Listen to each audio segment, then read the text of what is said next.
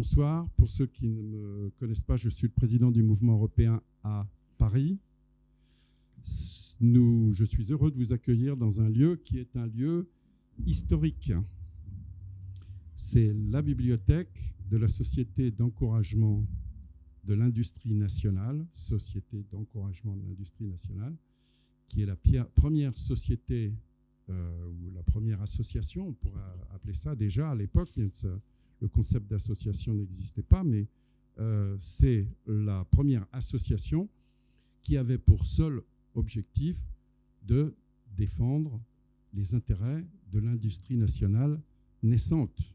On parle de 1804. Donc, c'était vraiment les tout débuts de l'industrie en tant que telle. C'était avant la révolution industrielle. Et le plus illustre représentant de cette association, c'était Chaptal. C'est pour ça que la Société d'encouragement distribue chaque année un prix à l'entrepreneur le plus reconnu de l'année et qui s'appelle le Chaptal. Voilà, c'est une grande manifestation ici.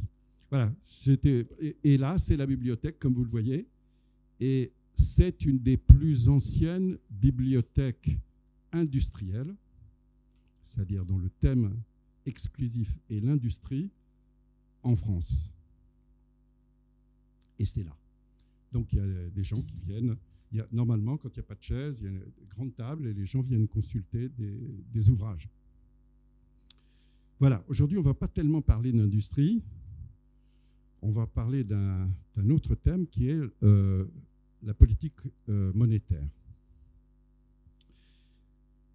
Après l'épidémie, dont on commence seulement à mesurer les conséquences sociales durables,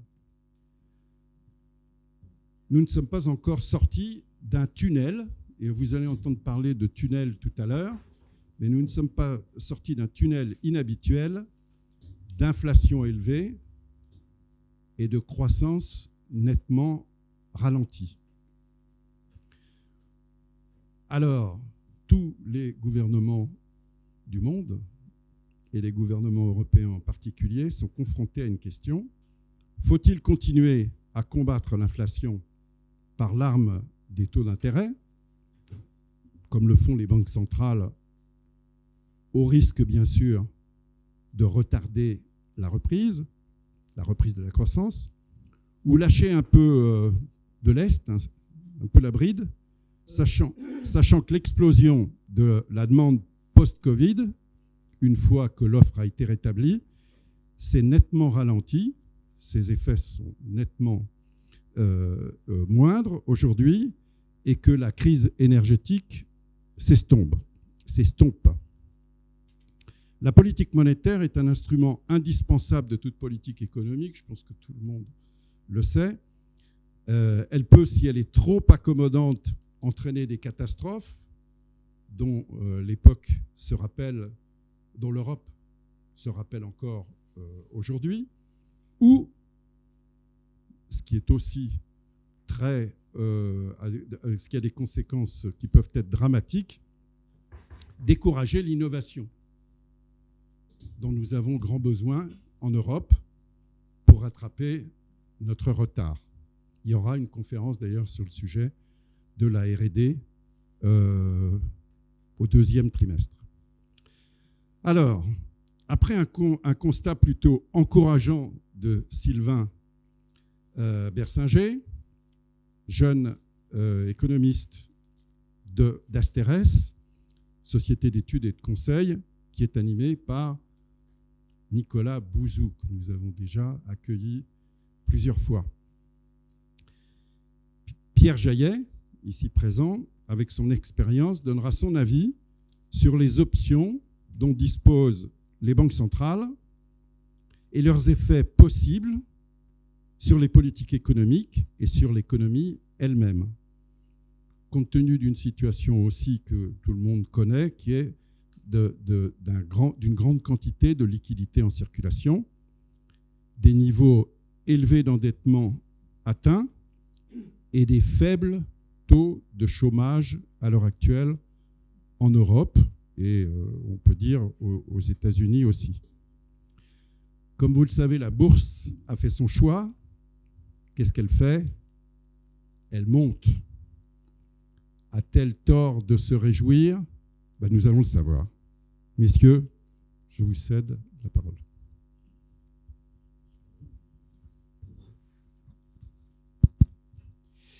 Merci, monsieur. Merci, monsieur Dumont, monsieur le Président. Et merci, Michel Ortiz, de m'avoir invité à cette réunion. Alors, on ne va pas seulement parler de politique monétaire, monsieur le Président. On va élargir un tout petit peu le débat. Et donc, avant que l'on évoque les questions de président, je voudrais faire un rapide état des lieux, puisque finalement, il s'est passé énormément de choses pendant ces quelques années, en fait, depuis 2020. Et on pourrait se demander, finalement, c'est une drôle de crise. C'est une crise extrêmement curieuse. On a vécu un choc macroéconomique majeur, dire sans précédent, pratiquement depuis la grande crise des années 30. Même la crise financière a été moins accusée que ça. On a connu donc un choc macroéconomique sans précédent, et sans le décrire dans le détail, au départ, ça a été un choc d'offres, c'est-à-dire la machine économique mondiale était pratiquement à l'arrêt, en tout cas pour le secteur manufacturier. Ensuite, ça a été un choc de demande, c'est-à-dire lorsque, effectivement, les ménages ont commencé à pouvoir sortir, on est sorti de la pandémie, ils ont commencé à beaucoup consommer, en particulier en produits manufacturés, précisément ceux qui étaient les plus rares. Et donc là, c'est devenu un choc d'offres, de choc de demande qui s'est doublé avec un choc d'offres. Et c'est là, effectivement, où on a connu un retour violent de l'inflation. Et ce retour violent de l'inflation a été attisé par la guerre en Ukraine, mais il avait démarré bien avant, en réalité. Il a démarré à la mi-2021, même au deuxième trimestre de 2021. Et ce retour violent de l'inflation est d'autant plus remarquable qu'on avait oublié l'inflation depuis pratiquement la crise financière. On n'avait pas peur de l'inflation, on avait peur de la déflation. Et d'ailleurs, les politiques monétaires en particulier s'étaient orientées effectivement dans l'idée il faut absolument trouver des instruments pour lutter contre l'inflation, pour la déflation ou le risque de déflation. On avait, et quand je dis on, c'était les politiques, les banques centrales en Europe, aux États-Unis, sans parler du Japon, mais le Japon menait cette politique depuis pratiquement 30 ans, conduit les taux d'intérêt à un niveau zéro. On sait qu'il y a une limite de taux zéro pour les politiques monétaires. Pas tant que ça finalement, puisqu'on a pu mobiliser d'autres types d'instruments dits non conventionnels. C'était l'achat massif de titres, c'est le quantitative easing, etc. Alors pourquoi c'est une drôle de crise aussi? Parce que ce qui est frappant là-dedans, c'est qu'il n'y a pas eu, au moins jusqu'à présent, de perte de revenus, ni de pouvoir d'achat. Alors quand vous faites une enquête d'opinion, y compris en France, mais même en Europe, ça a été fait, 80% pratiquement de l'opinion des ménages estiment qu'ils ont gravement perdu du pouvoir d'achat au cours de cette crise. Or, ce n'est pas vrai. Lorsqu'on regarde les chiffres, en particulier l'INSEE pour prendre la France, il y a eu une légère augmentation du pouvoir d'achat en 2020. Il y a eu une augmentation du pouvoir d'achat relativement de l'ordre de 2% en 2021, et même ça continue en 2022 où c'était pratiquement stable. Pourquoi? Parce qu'en réalité, il y a eu une substitution massive des transferts publics, des aides budgétaires, aux revenus d'activité, effectivement, qui eux-mêmes avaient fortement réduit, puisque, je le rappelle, le produit intérieur brut français, par exemple, avait baissé de l'ordre de 8% en 2020, de 6% dans la zone euro, etc. Première bizarrerie. Deuxième bizarrerie pour une période de crise, on a actuellement des créations d'emplois pratiquement records. On a une baisse du taux de chômage très particulière, difficilement explicable dans les circonstances actuelles. Le taux de chômage aux États-Unis, il est actuellement inférieur à 4%.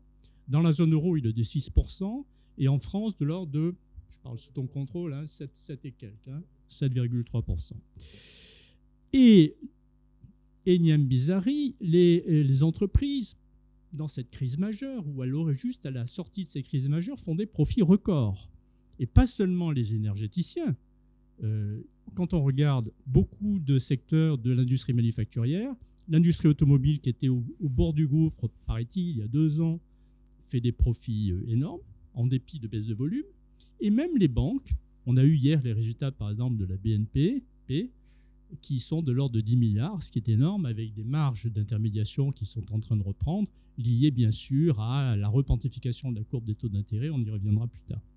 Donc tout ça, et Vinci aujourd'hui. Et si vous prenez l'ensemble des grandes banques françaises, les Big Five, hein, on est aux alentours de 25 à 30 milliards de profits sur 2022, ce qui est énorme, ce qui peut choquer à certains égards, mais ce qui est très, très important. Et donc, il y a une petite musique actuellement sur laquelle Sylvien reviendra sans doute, qui est un petit regain d'optimisme par rapport à ces derniers mois où tout le monde anticipait une récession, voire une récession assez forte. Et finalement, cette récession, le spectre de la récession semble s'éloigner. On a eu récemment, il y a quelques jours, les dernières prévisions du FMI, alors que depuis quelques mois et même trimestres, chaque fois qu'il y avait de nouvelles prévisions, c'était plutôt dans le sens de la dégradation, c'est-à-dire moins d'activité, plus d'inflation. Eh bien, on a un petit peu l'inverse. C'est la première fois dans cet updating des prévisions du World Economic Outlook du FMI que l'on a au contraire une révision à la hausse. Et on a cette petite musique, effectivement, qui semblerait dire que le spectre de la récession s'éloigne. Et donc l'inflation décélère aussi, hein, ça va avec. Et l'environnement international paraît plus porteur. Alors la Chine s'éveille à nouveau, si je peux dire. Elle était considérée à nouveau comme totalement endormie et confinée. Elle a déconfiné et là aussi, le Fonds monétaire international, par exemple, a révisé de 0,8, presque un point, ses prévisions sur 2023. Alors tout ça donne une image finalement qui est assez réjouissante, assez réconfortante et que je vais immédiatement m'atteler à nuancer, c'est-à-dire sans jouer les Cassandres. Mais je pense qu'en réalité, il ne faut pas rester sur une image trop optimiste, ni sur une vision de trop court terme. Alors, quelles sont les contreparties de cet état des lieux plutôt réjouissant? Vous savez, les économistes aiment dire « there is no free lunch », il n'y a pas de repas gratuit. Hein. Et en l'occurrence, c'est plutôt un gros festin qu'on est en train devant lequel on est. Alors d'abord, comme je l'ai dit tout à l'heure, première contrepartie de l'absence de ces baisses de revenus, de maintien de pouvoir d'achat, il y a eu une mobilisation sans précédent, hein, des soutiens budgétaires. Et donc l'État, d'une certaine manière, s'est posé en termes d'assureur tout risque vis-à-vis d'un choc macroéconomique majeur. Alors, l'État, c'est son rôle, hein, il a un rôle de stabilisation, il a un rôle effectivement d'assureur. Mais là, on n'a jamais vu ça, c'est-à-dire qu'en fait, l'État, en particulier en France, mais pas seulement, dans la plupart des pays, même aux États-Unis, a pratiquement compensé à l'euro près ou au dollar près, voire au yen près, si je peux dire, la perte de revenus enregistrée ou observée lors de la pandémie. Alors évidemment, tout ça se traduit par un gonflement des dettes publiques. On y reviendra dans le deuxième point sur les réponses de politique économique. Les politiques monétaires, effectivement, sont toujours accommodantes, mais on verra que ça ne peut pas forcément durer. Là aussi, je réserve ce point pour plus tard. Et il y a d'autres points un peu plus structurels qu'il faut souligner. Un, c'est que, et c'est d'ailleurs lié à la forte création d'emplois, il y a une baisse aussi sans précédent de la productivité. Je veux dire, quand je dis sans précédent, c'est-à-dire depuis 20 ans. Et avec en particulier la productivité du travail, liée bien sûr à la baisse de la durée du travail. Vous savez qu'il y a plutôt une tendance actuellement, bien sûr, il y a eu le télétravail, mais il n'y a pas que ça. Donc il y a ce que les Américains appellent the big quit, hein, c'est-à-dire qu'en fait beaucoup de gens ne reviennent pas sur le marché du travail ou préfèrent revenir dans des conditions qui sont différentes de celles qui précédaient. Il y a également une baisse de la productivité globale des facteurs qui est liée au fait que, en dépit des profits que j'ai signalés tout à l'heure, la dynamique des investissements ne suit pas la dynamique des profits. Il y avait un économiste appelé James Tobin, que Michel tu connais sans doute, et que d'autres connaissent, qui était un keynésien, qui est mort d'ailleurs en 2002, il n'y a pas si longtemps, et qui avait conçu ce qu'on appelle le Q de Tobin, le ratio de Tobin. Et ce ratio, en fait, est le rapport entre la valorisation boursière des entreprises et la valorisation de leur capital économique. Alors, ce que l'on observe actuellement, c'est que ce ratio s'envole, c'est-à-dire qu'en fait, les entreprises font énormément de profits, mais qu'il y a plutôt un déficit d'investissement par rapport à la normale d'utilisation de ce type de profit. Où est-ce que ça va? Ben, ça va dans les dividendes, bien sûr, et ça va aussi dans les rachats d'actions qui expliquent pour partie pourquoi le marché des actions se porte aussi bien actuellement. Alors voilà, donc tout ça finalement, ça veut dire quoi? Ça veut dire aussi que la croissance potentielle avec baisse de productivité, moins d'investissement, a tendance à s'écraser. Il y a un article très intéressant de Patrick Artus, qui est un économiste que vous devez connaître, qui est Chief Economist chez Natixis, et qui a lissé un petit peu les évolutions des progrès de productivité en regardant le trend actuel par rapport à l'évolution qui va de 2000 à 2019, c'est-à-dire avant la grande crise de la pandémie. Et on a ces gains de productivité ont été divisés par pratiquement 2 aux États-Unis, par 3 dans la zone euro. C'est-à-dire qu'on était aux alentours sur une tendance de 3,5 aux États-Unis, 2,5 dans la zone euro. Et actuellement, on est plutôt sur une tendance de 1,5 aux États-Unis, aux alentours de 0,5. Alors, je fais une petite incidente. Il faut savoir que dans le rapport, le corps sur le rapport sur les retraites, hein, qui a été discuté récemment, le scénario le plus pessimiste d'évolution de la productivité, c'est 0,7. Donc c'est même dans le scénario plus pessimiste, on serait en dessous en réalité du scénario plus pessimiste du corps. Mais enfin, ça, c'est une autre question. Donc voilà. Et dernier point peut-être, croissance potentielle, dernier point d'incertitude, d'inquiétude que je voudrais quand même évoquer ici, c'est que, et on va rebondir, si je peux dire, sur la question que vous posiez en introduction, qui est qu'on a une baisse tendancielle de la productivité, donc de la croissance potentielle, et on se pose de plus en plus de questions. Est-ce qu'on ne va pas passer à un régime d'inflation supérieur à celui que l'on a connu précisément au cours des 10, voire des 20 dernières années? Et il y aurait plusieurs raisons à ça. D'une part, même si actuellement le prix du pétrole, du gaz, etc. baisse et certaines matières premières se réduisent, en réalité, en structure, on a tout lieu de penser que le prix de l'énergie va augmenter, pour différentes raisons. D'abord parce qu'il va y avoir une rareté des énergies fossiles. Ensuite parce qu'il sera plus difficile de mobiliser des énergies renouvelables, parce que le rendement énergétique est moins bon. Il va falloir énormément investir pour faire en sorte que la substitution entre le renouvelable et le fossile se fasse correctement. Ensuite parce qu'on vit dans un monde de plus en plus de rareté sur le marché de certaines matières premières, y compris celles que l'on va avoir de plus en plus besoin pour faire des piles électriques, etc. Rareté sur le marché du travail. Beaucoup d'entreprises disent qu'elles ne peuvent pas recruter. Et donc, effectivement, on va changer aussi un peu de paradigme sur le marché du travail par rapport à la période que l'on a connue dans les années 80, 90, 2000, où finalement, les négociations étaient plutôt en défaveur des salariés, avec un partage de la valeur ajoutée qui a été plutôt profitable aux entreprises. Et donc, finalement, structurellement, moins de croissance, structurellement, plus d'inflation.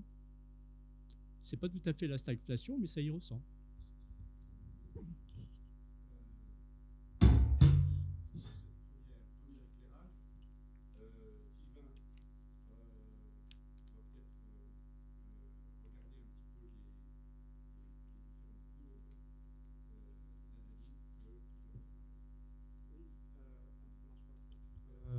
Là, ok, parfait. Eh bien, bonsoir à tous. Merci de l'invitation. C'est un plaisir de discuter, d'essayer de nous projeter dans l'avenir. Alors, je vais tenter l'exercice de faire un petit peu de prévision. Quand on fait cet exercice-là, on est à peu près sûr de se tromper. Donc, voilà, au moins c'est dit. Mais on va essayer de voir un peu les tendances. Parce que les chiffres exacts, évidemment, on ne le connaît pas. Mais qu'est-ce qu'on peut anticiper comme tendance? Alors, notamment sur l'inflation. Alors, il y a plein de sujets actuellement qui ont été présentés par mon collègue. Mais le grand sujet du moment, bien sûr, c'est l'inflation. Ça fait 40 ans qu'on n'avait plus connu des taux d'inflation comme on les voit là. Comme ça a été dit, on avait oublié l'inflation. Ça fait des années qu'on s'était demandé est-ce qu'on va tomber en déflation? Et puis là, tout d'un coup, ça change. Donc la grande question, c'est est-ce que cette inflation forte, historiquement forte, est-ce qu'elle est là pour durer? Alors, mon scénario central, quand je dis mon scénario central, ça c'est un peu les petites projections que j'ai faites pour Asterès, qui recoupent grosso modo ce que disent l'INSEE, le FMI, etc., donc, ou la Banque Centrale Européenne. Donc sur les tendances, ce que je vous dis là n'est pas surprenant au vu de, on va dire, du son de cloche dominant des économistes. C'est les tendances principales. Donc on voit une inflation, donc là on a les deux courbes, zone euro, États-Unis. Donc c'est de l'inflation mensuelle en glissement annuel, c'est-à-dire qu'on prend chaque mois par rapport au niveau des prix du même mois l'année d'avant. Donc on peut raisonnablement espérer qu'on a atteint le pic, qu'on a dépassé le pic, que ce soit aux États-Unis ou en zone euro. Donc aux États-Unis, la courbe grise, Le pic, il a probablement été atteint à l'automne, hein, fin de l'été, début d'automne. Et en zone euro, c'est plutôt fin 2022. Donc ça fait plusieurs mois qu'on voit des taux d'inflation qui baissent, que ce soit aux États-Unis ou en zone euro. Et il est probable que cette tendance continue sur 2023. Alors une petite précision sur le léger décalage en fait, du pic de 3 à 6 mois entre les États-Unis et la zone euro. Il y a 2 explications à ça. La première, c'est que les États-Unis en fait, sont sortis plus vite et plus fort de la crise Covid. Le gouvernement américain a mis encore plus d'argent sur la table qu'en Europe, hein, rapporté au PIB. Ça a été dit rapidement, hein, mais il faut savoir que pendant la crise Covid en 2020, le pouvoir d'achat n'a jamais autant augmenté aux États-Unis depuis plusieurs décennies et la pauvreté n'a jamais autant baissé. Donc tellement il y a eu d'argent qui a été mis sur la table. Donc l'économie américaine est ressortie très fort de la crise sanitaire dès 2021, avec tout ce qu'on connaît, hein, sur les difficultés d'approvisionnement, le port de Los Angeles saturé, etc., le prix des voitures d'occasion qui flambait parce que tout le monde voulait acheter une voiture pour retourner travailler, etc. Et par contre, les États-Unis ont beaucoup moins subi le choc énergétique qu'on a connu en Europe, tout simplement parce qu'ils dépendent beaucoup moins, voire pas du tout, du gaz russe. Donc quand il y a eu le choc gazier en fait, depuis la guerre en Ukraine, c'est un choc qui a été beaucoup moins, un choc inflationniste très présent en Europe et qui en fait n'a pas vraiment été présent aux États-Unis. Donc ça explique ce léger décalage dans les courbes, mais la tendance est identique et on peut raisonnablement espérer que le taux d'inflation mensuel donc, décroisse progressivement tout au long de 2023. Donc ce scénario, il est basé sur l'hypothèse centrale que, disons, les prix de l'énergie vont rester grosso modo au niveau où ils sont actuellement. C'est-à-dire, si je donne des ordres de grandeur, un baril de pétrole autour de $80 et le prix du gaz, en tout cas en Europe, parce qu'aux États-Unis c'est moins un sujet, le prix du gaz autour de 50-60 euros le mégawattheure. Donc je vous rappelle, hein, le prix du gaz, historiquement, il était autour de 20 euros le mégawattheure à peu près. Il avait bondi à $300 pendant l'été, je crois que c'était en août le pic. Et là, il est retombé entre 50 et 60, en gros, il oscille. Donc c'est un gaz qui reste cher au vu des niveaux historiques, mais qui est 5 à 6 fois moins cher que le pic de cet été. Donc si on reste avec des prix de l'énergie grosso modo tels qu'ils sont actuellement, ce qui me semble être un scénario plausible, c'est-à-dire une énergie globalement plus chère que la tendance d'avant la crise sanitaire, mais qui n'est pas non plus en train de flamber à des niveaux démentiels comme on l'a vu en 2022, eh bien en fait mécaniquement l'inflation va baisser. Alors le rythme exact, voilà, j'ai essayé de projeter un peu les tendances, de voir ce que ça donnerait en zone euro aux États-Unis. Le rythme exact, je ne mets pas ma main au feu, mais la tendance baissière, je pense qu'elle est assez, on va dire assez certaine, hein, sauf nouveau choc énergétique bien sûr. Hein, si demain la situation s'envenime en Ukraine, si la situation, par exemple avec l'Iran, qui relancerait son programme atomique, enfin, il peut y avoir beaucoup de chocs négatifs. Hein, mais si on est sur ce scénario central, en fait, ce qu'il faut voir, c'est qu'il va y avoir un effet de base très positif. C'est-à-dire que l'inflation elle a commencé à flamber fortement au printemps 2022, après la guerre en Ukraine. Et donc, quand on va arriver au printemps 2023, quand on va comparer les prix en glissement mensuel, eh bien, ce qu'on appelle l'effet de base, vu que ça avait beaucoup augmenté l'année d'avant, bah, mécaniquement, en variation annuelle, on sera plus bas. Donc voilà, je pense que cette tendance, elle est forte sur 2023. Encore une fois, je n'ai aucune idée exacte du rythme de baisse, parce que bien sûr, on vit un scénario dont on n'a pas l'habitude. Quelle va être la réaction des salaires ? Quelle va être la réaction de certaines entreprises ? Est-ce que, par exemple, sur les contrats, puisqu'entre le moment où le prix de l'énergie baisse et le moment où cette baisse se répercute sur les entreprises, ça dépend de quand elles ont signé leur contrat. Et donc, en fait, là, l'électricité et le gaz ont baissé, mais certaines entreprises viennent de renégocier leur contrat avec des prix plus élevés et donc vont prendre maintenant les hausses de prix. Donc, il y a encore un peu d'incertitude, mais la tendance, je pense qu'elle est là. Comment les banques centrales ont réagi à cette inflation ? Eh bien, en fait, elles ont réagi de manière très prudente et très modérée. En général, quand il y a de l'inflation, les banques centrales, elles augmentent très fortement leur taux d'intérêt pour casser l'activité économique et casser la hausse des prix. C'est une méthode un peu brutale, mais qui fonctionne. Et ce qu'on a vu, que ce soit en Europe ou aux États-Unis, eh bien, c'est que les banques centrales, surtout en Europe d'ailleurs, un peu moins aux États-Unis, mais les banques centrales ont été très prudentes et ont préféré laisser filer un petit peu l'inflation plutôt que casser l'activité. Donc là, on est en zone euro. Donc on a l'inflation en gris, là, la courbe grise. On a le taux directeur, enfin le taux de refinancement, mais disons le taux directeur, qui était à 0% pendant des années. J'ai pas remis sur plusieurs années, mais en fait, il était à 0% depuis longtemps, et qui a commencé à augmenter. Donc, on pourrait se dire, oui, la Banque centrale européenne a augmenté son taux directeur, donc elle a mené une politique restrictive. Mais ce qu'il faut voir, c'est de combien elle a augmenté son taux directeur par rapport au taux d'inflation. Donc, voir la différence entre les deux. Et ça, c'est la courbe bleue. Donc, on pourrait dire le taux directeur réel. Je ne sais pas si, pour vous qui étiez à la Banque de France, taux directeur réel, c'est pas quoi, ça peut se dire, mais enfin, on comprend l'idée. C'est-à-dire le taux directeur moins l'inflation. Et on voit qu'il est nettement négatif, à peu près à moins 5%. Dans les exemples historiques, quand les banques centrales voulaient casser l'inflation, elles augmentaient leur taux directeur au-dessus du taux d'inflation, voire nettement au-dessus. Exemple typique des États-Unis au début des années 80, il y a une période d'inflation suite au choc pétrolier. La Banque centrale américaine veut casser l'inflation, elle emmène ses taux directeurs nettement au-dessus, à peu près 2 points, vous me dites si je me trompe, mais je crois que c'est à peu près 2 points au-dessus du taux d'inflation. Oui, mais par rapport au-dessus du taux d'inflation. Il y avait de l'inflation à 12-13, et voilà, donc c'était... Bon, alors 6-7 points au-dessus. Donc vous voyez, si on voulait faire du Volcker 82, on devrait avoir des taux directeurs autour de 12-15. Donc on en est très loin. Donc en fait, la BCE a été très prudente. Et la Fed a fait à peu près la même chose, c'est la diapo d'après. Donc là, c'est exactement le même graphique, mais aux États-Unis, avec l'inflation, les taux directeurs et la différence entre les deux. Donc on voit que les taux directeurs, alors aux États-Unis, ont augmenté un peu plus vite, mais on est quand même sur des politiques monétaires assez accommodantes. Donc qu'est-ce que ça veut dire ? Eh bien tout simplement, ça veut dire que les banques centrales ont fait le choix de laisser un petit peu filer l'inflation pour ne pas casser l'activité économique. Je pense que ça a été le bon choix. Je pense que si j'avais été à la place de Lagarde ou de Powell, je pense que j'aurais fait la même chose. Enfin, c'est un peu présomptueux de dire ça, mais je pense que c'était le bon choix.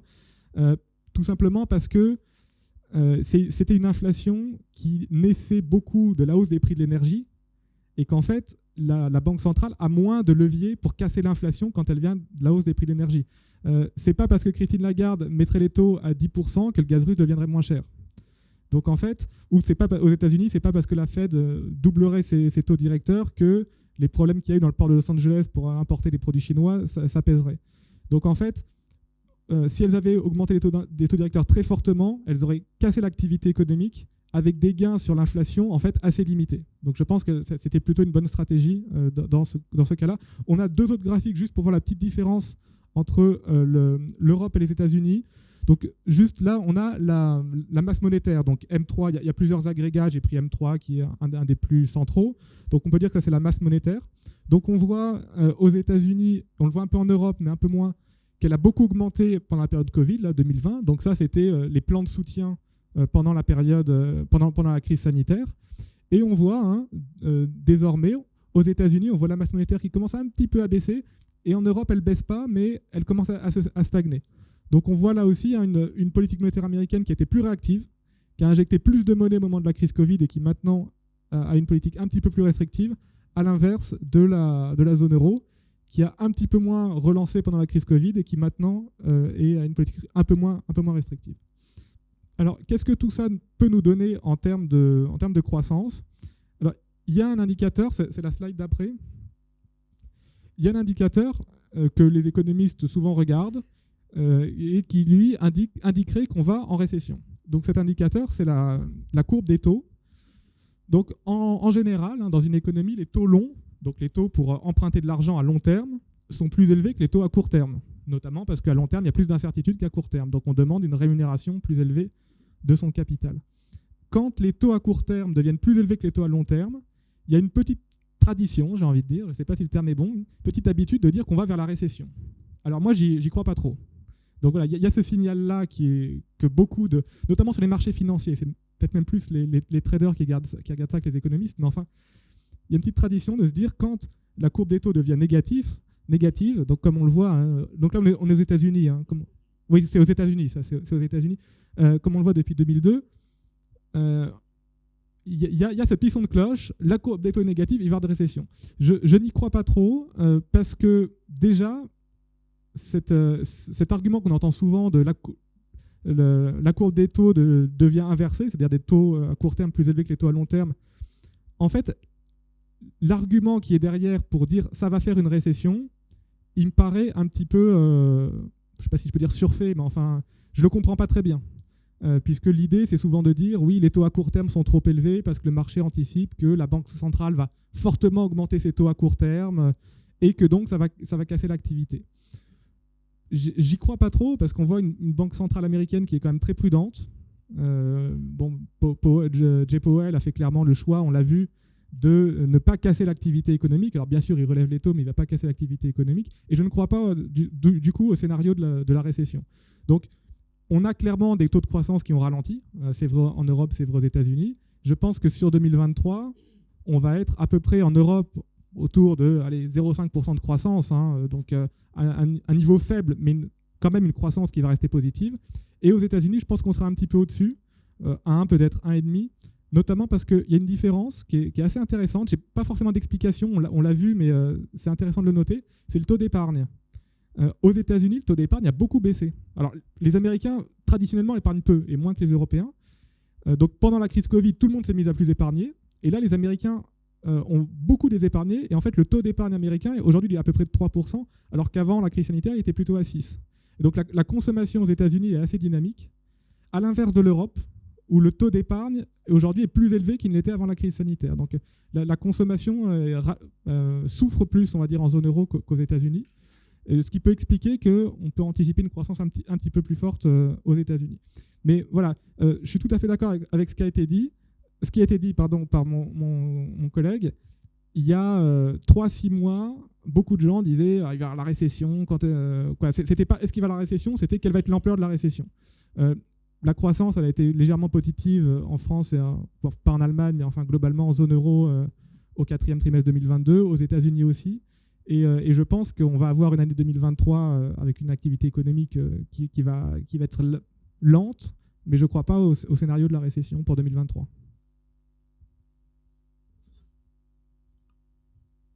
Donc, je vais embrayer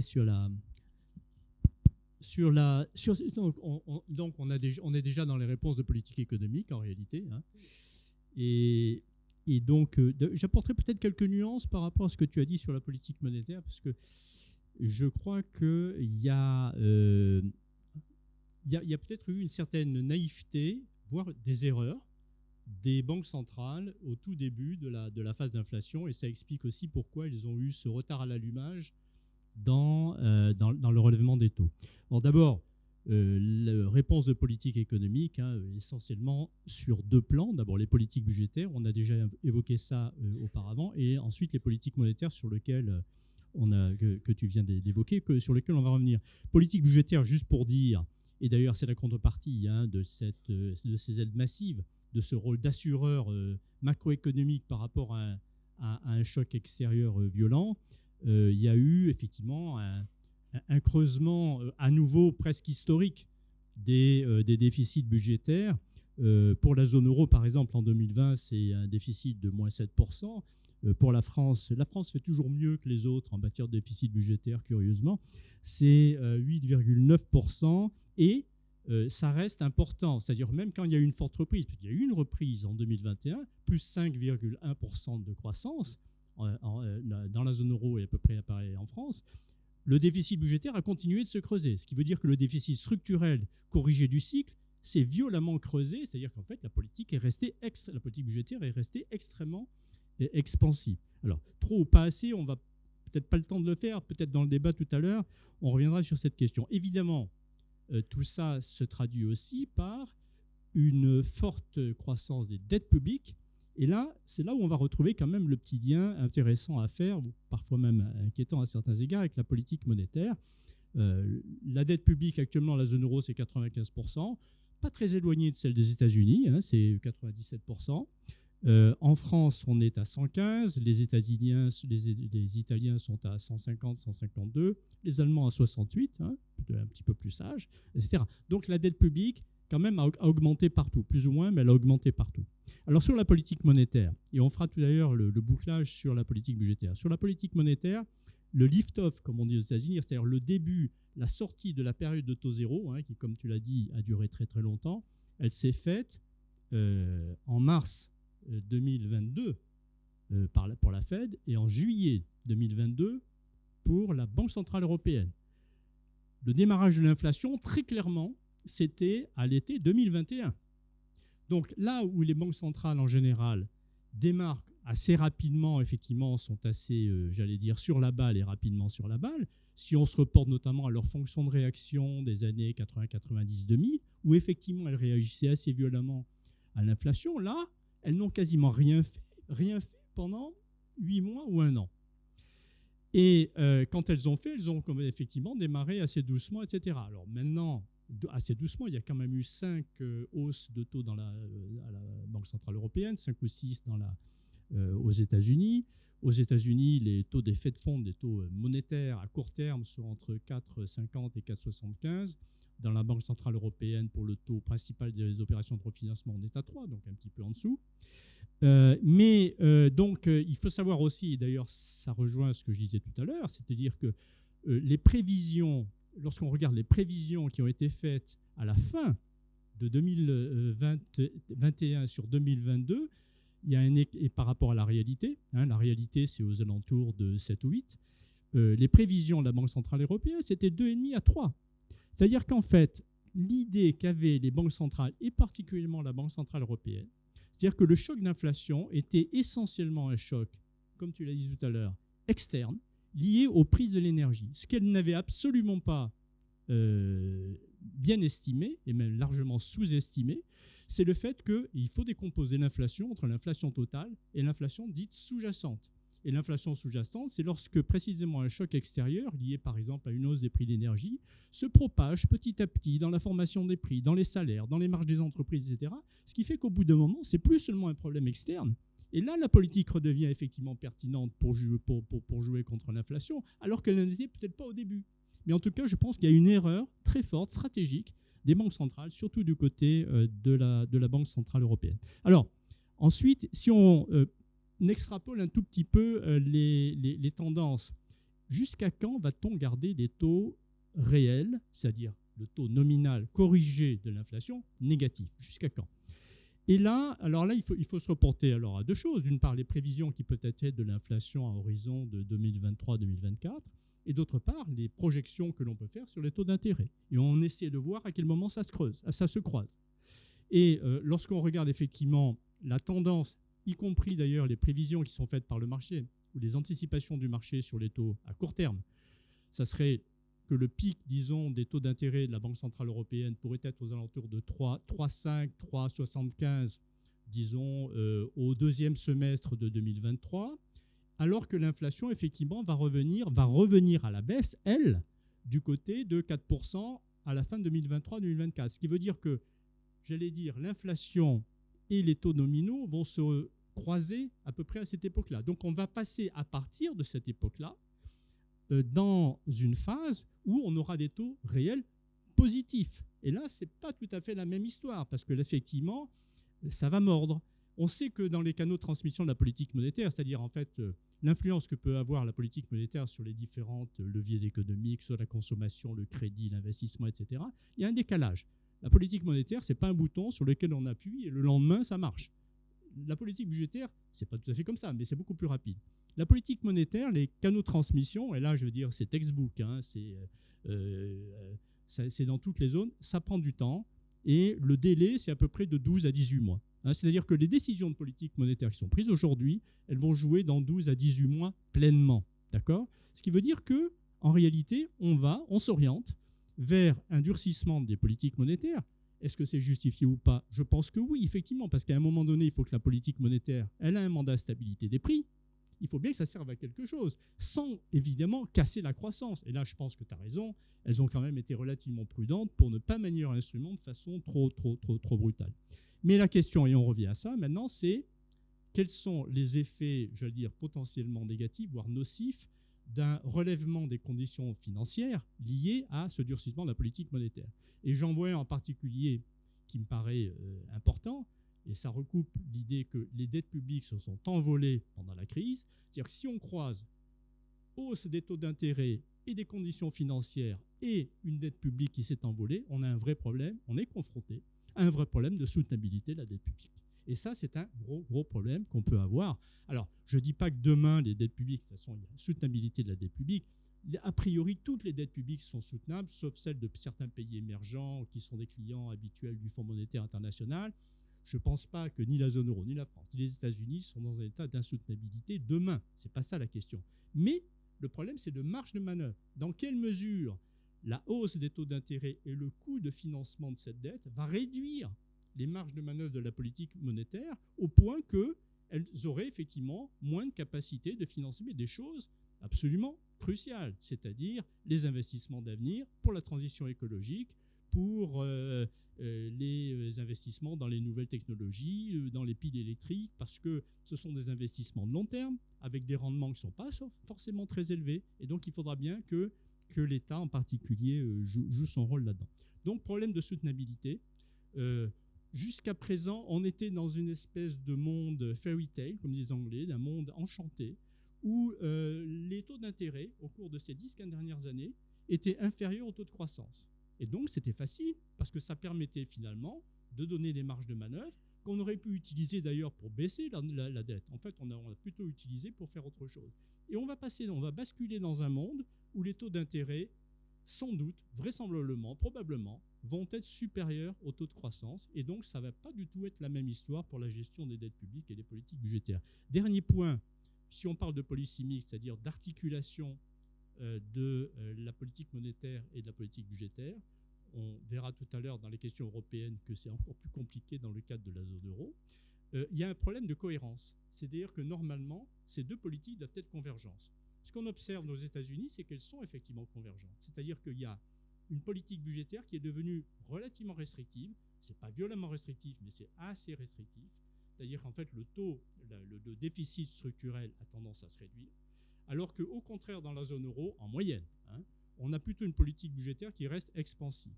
Donc, pour simplifier, dans la mesure où dans les deux cas, on a une politique monétaire qui, elle, devient restrictive, on a une cohérence du policy mix aux États-Unis, on a une relative incohérence dans la zone euro. Et ça, c'est un problème. Peut-être que ça fait le lien avec les questions européennes. Ouais. Oui. Ouais, je t'en prie.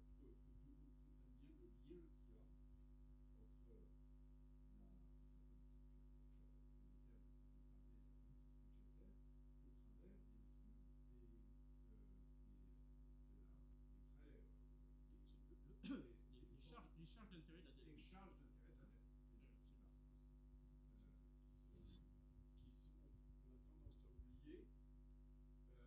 Qu'on avait tendance à oublier pendant la phase précédente.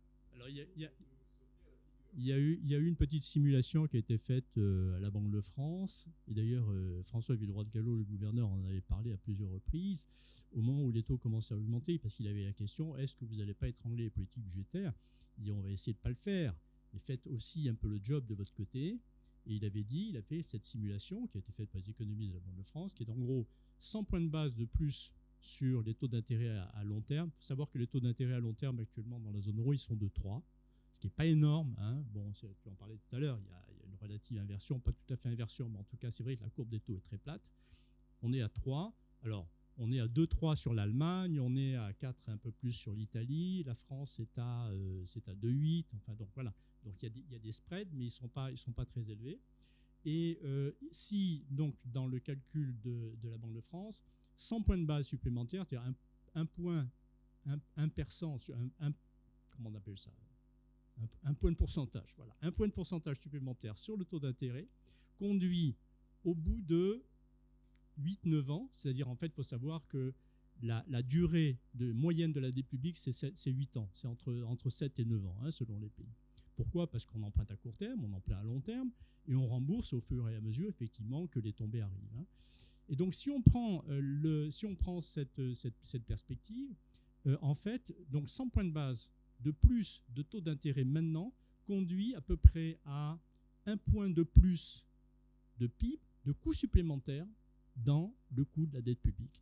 Bon, 1 point de plus, 1 point de PIB pour la France, c'est à peu près 22 milliards. 22 milliards. Sauf que si on a 200 ou 300 points de base et pas 100 points de base, il faut aussi multiplier ça par 3. C'est-à-dire qu'on aurait effectivement une charge de la dette publique qui serait de 60 ou 65 milliards de plus que ce qu'on a aujourd'hui. C'est-à-dire, en fait, c'est l'équivalent du coup de 2 grands ministères, l'éducation nationale et de la défense. Alors voilà, les enjeux, si vous voulez, liés à, effectivement, mécaniquement, et surtout, ça réduit considérablement les... Voilà. Alors peut-être sur les... on ne va pas parler trop longtemps pour laisser de la place au débat, hein. Mais non, on va peut-être évoquer maintenant. Alors, il y avait un troisième point qu'on avait l'intention d'évoquer rapidement, c'était comment peut-on renforcer la coordination et le potentiel de croissance en Europe. Alors d'abord sur la question de ce qu'on appelle le policy mix, moi j'aurais tendance à dire le policy mix, c'est-à-dire l'articulation de la politique budgétaire et de la politique monétaire. Alors, dans le cas de la zone euro, c'est un peu l'impossible policy mix. Hein. Pourquoi ? Parce que dans la zone euro, vous avez une politique monétaire, hein, avec une institution souveraine, la Banque centrale européenne, etc., qui est décisionnelle, totalement et souveraine. Et vous avez 20 politiques budgétaires, c'est-à-dire 20 depuis l'entrée de la Croatie au 1er janvier dans la zone euro. C'est-à-dire qu'en réalité, vous avez 20 politiques budgétaires qu'il faut coordonner. Alors, il y a une coordination qu'on pourrait appeler prudentielle, qui est celle qui consiste à faire en sorte que les politiques budgétaires ne soient pas trop laxistes, c'est-à-dire on réduit effectivement ou on place des limites au déficit budgétaire et à la dette publique. Au passage, ça n'a jamais été respecté. Le pacte de stabilité et de croissance a été respecté à peu près 1 fois sur 3 si vous prenez l'ensemble des pays de la zone euro. Donc ça ne marche pas bien. D'où d'ailleurs les réflexions qui sont en train. Il y a une proposition de la Commission en novembre, il y a des discussions qui se passent au niveau de l'Eurogroupe, c'est-à-dire la réunion des ministres des Finances de l'Eurogroupe à partir de la semaine prochaine ou du mois prochain, pour essayer de trouver un nouveau système dans la mesure où le pacte de stabilité et de croissance a été suspendu jusqu'à la fin de 2023 compte tenu des événements, y compris la pandémie et la guerre en Ukraine, etc. Donc l'impossible policy mix, parce que vous vous rendez compte de la difficulté de faire coordonner une politique monétaire unique avec 20 politiques budgétaires dans un cadre intergouvernemental où vous n'avez pas de réel leadership. Pourquoi ? Parce que le président de l'Eurogroupe, qui est un monsieur parfaitement estimable, monsieur Donoghue, qui est ministre des Finances d'Irlande, il n'a aucun pouvoir, en réalité, pour imposer telle ou telle décision à ses collègues ministres. Il est primus inter pares, il préside, très bien. Voilà, donc on a un vrai problème, si vous voulez. D'un côté, on a ce que les économistes appellent un monetary stance, c'est-à-dire on a une posture de politique monétaire. On sait ce que c'est. Pourquoi ? Parce qu'il suffit de regarder le taux d'intérêt directeur de la Banque centrale. Est-ce que quelqu'un est capable, même parmi des gens très informés ou même des économistes, de dire quelle est la posture budgétaire de l'ensemble de la zone euro ? On ne la connaît pas.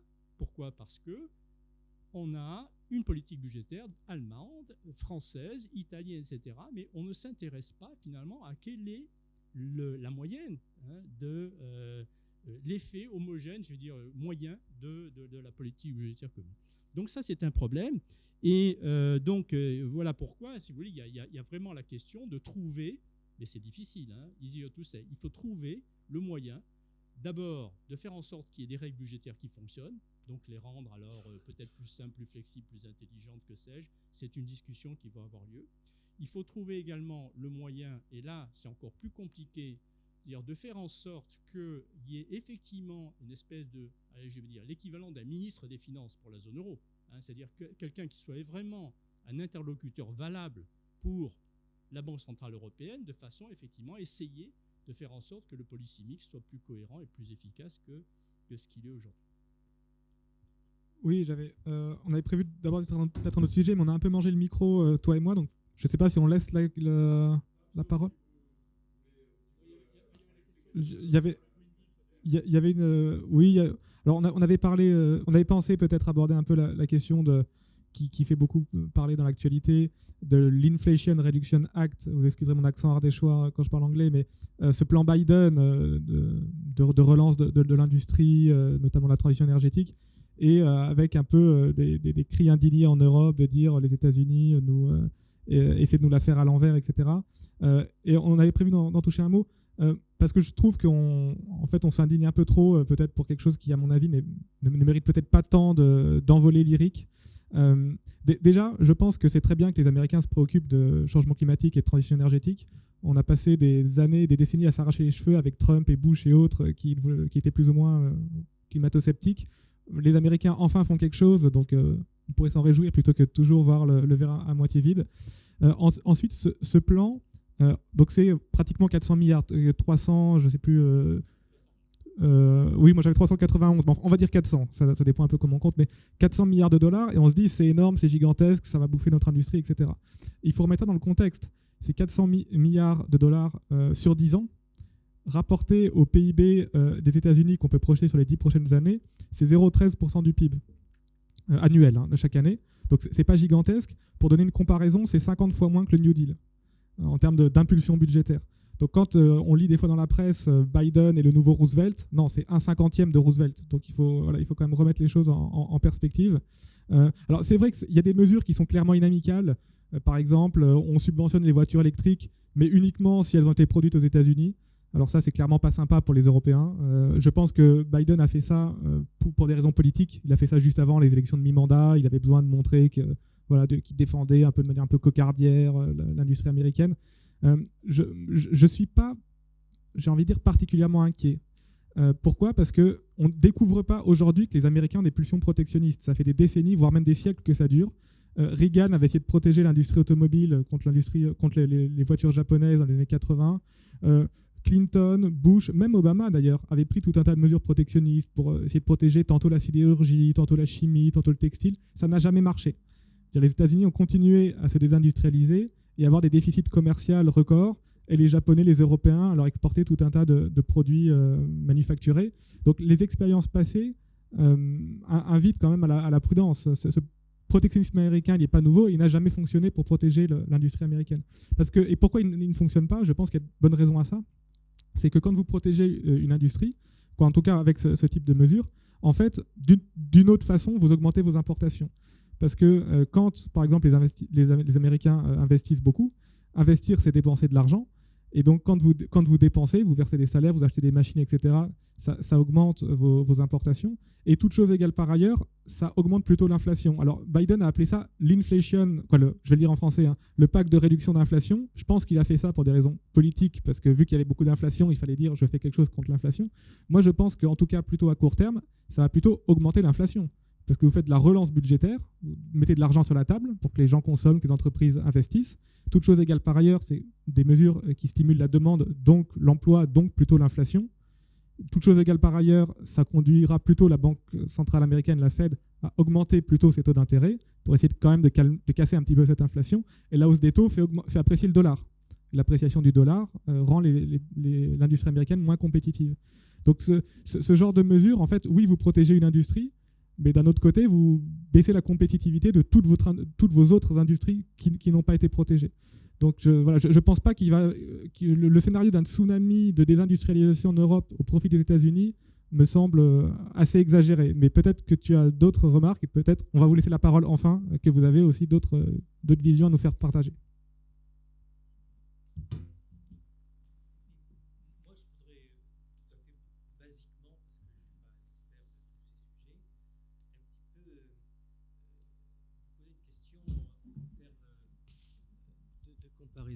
Lorsque on est propriétaire d'un logement, et qu'il y a de l'inflation, on entend souvent dire que effectivement ça profite aux propriétaires, tout simplement parce qu'à taux fixe, bien sûr, on se retrouve à l'emprunteur. Et alors pourquoi, lorsqu'il s'agit des États, lorsqu'il y a de l'inflation, et donc il y a un emprunteur et des prêteurs, le raisonnement est différent. On pourrait penser que l'inflation pourrait être bénéfique dans la mesure où les charges que l'État a financées, qui sont à 70%, il y a encore quelques années, je ne sais pas si ça a changé, des charges salariales qui ne sont pas immédiatement impactées par l'inflation, il faut une certaine distance, alors que par exemple la TVA, immédiatement, vous vous retrouvez avec un supplément donc de recettes. Alors, en quelque sorte, pourquoi ce qui est vrai pour des particuliers ne l'est pas forcément pour l'État?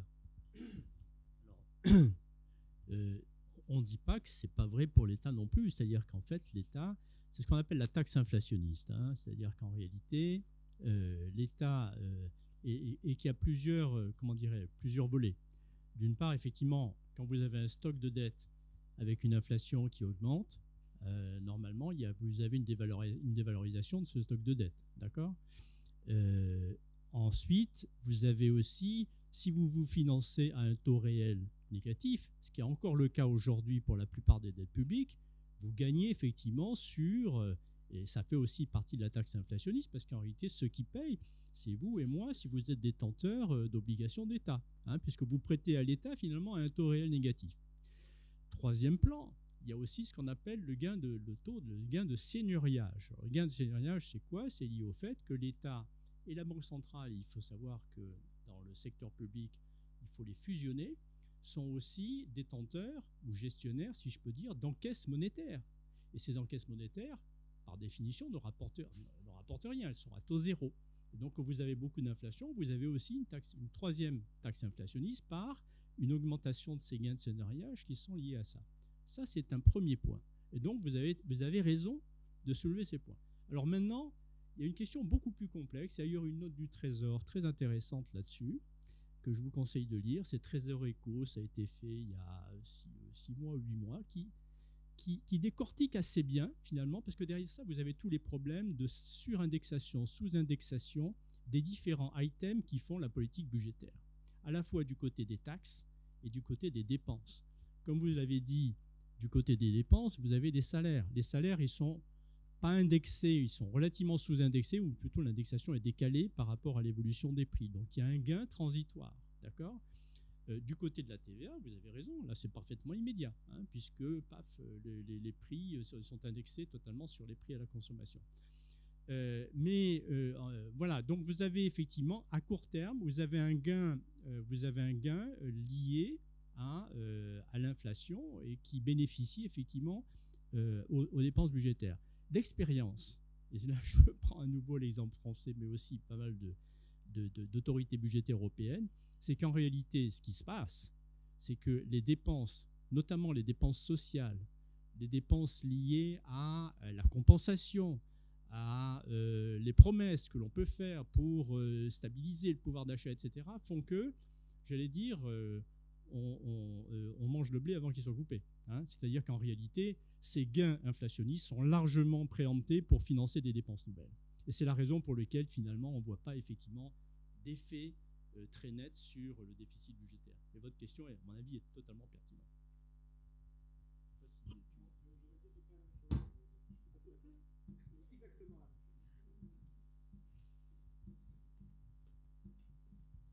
Bonjour, Davoud Khan, Fédéral Europe. Merci pour votre excellent exposé, remarquable et précis. Moi, j'avais une question concernant la zone euro.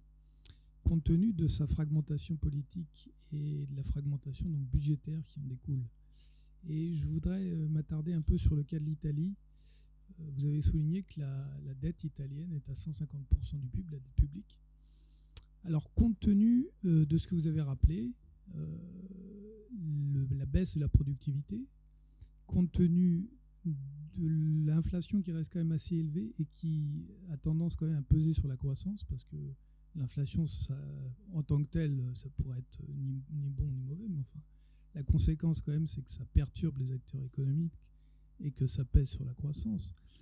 Et compte tenu donc du problème de la charge de la dette, que vous avez très bien expliqué, est-ce qu'on n'a pas quand même à terme un risque sur la dette italienne ? Et ma deuxième remarque, c'est sur les subventions américaines. Vous savez, il y a quand même dans beaucoup de pays, la politique de industrialization substitution a fonctionné. Et aujourd'hui, elle a l'air de fonctionner en Chine. Donc moi, je serais quand même plus prudent sur ce sujet. Voilà, merci. Je pense peut-être sur la dette italienne, et puis après, c'est OK. Alors, longue histoire, la dette italienne, hein, parce que rappelez-vous, crise de la zone euro, 2010-2012, on était à 2 doigts du Grexit, hein, et à l'époque, les marchés avaient le trouillomètre à zéro parce que les taux d'intérêt les États plutôt, parce que les marchés portaient les taux d'intérêt des pays du Sud notamment qu'on appelait de façon extrêmement désobligeante les pays du Club Med, c'est-à-dire Espagne, Portugal, Grèce et Italie, se trouvent en difficulté. Il y avait des effets de contagion, bien sûr, liés à la crise grecque. Il faut savoir qu'en 2012, notamment en juin-juillet 2012, les taux italiens étaient pratiquement à 7 ou 8%, les taux espagnols pratiquement au même niveau. Donc on était vraiment là, pour le coup, dans une situation qui rendait la dette italienne pratiquement insoutenable. Elle n'était pas à 150% à l'époque, mais elle était déjà à 120 ou 130. Ça c'est un premier point. Il faut savoir. Alors qu'est-ce qui s'est passé ? Il s'est passé qu'à l'époque, il y a eu, et on va retrouver finalement le même type d'explication qui, à nouveau, est tout à fait valable. Pourquoi les taux italiens ne sont pas plus élevés aujourd'hui qu'ils ne peut-être devraient l'être, en tout cas, puisque j'ai cité tout à l'heure 4,4 et quelques, ce qui n'est pas très éloigné finalement du taux allemand ou du taux français. Ça fait 150 points de base, ce qui est rien par rapport à l'histoire et aux risques qu'on peut avoir sur les écarts de risque souverain. Ce qui s'est passé, c'est qu'à chaque fois qu'il y a eu un problème ou une tension grave sur les taux souverains dans la zone euro, la Banque centrale européenne est intervenue. Elle est intervenue de différentes manières. Et en général, elle n'a pas eu forcément à mobiliser des instruments très opérationnels. Elle est intervenue par le miracle de la parole.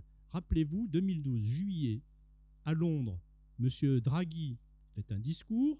C'est la panade totale en Europe, etc. Les États n'arrivent pas à s'entendre sur ce qu'il faut faire, sur les aides à la Grèce, etc.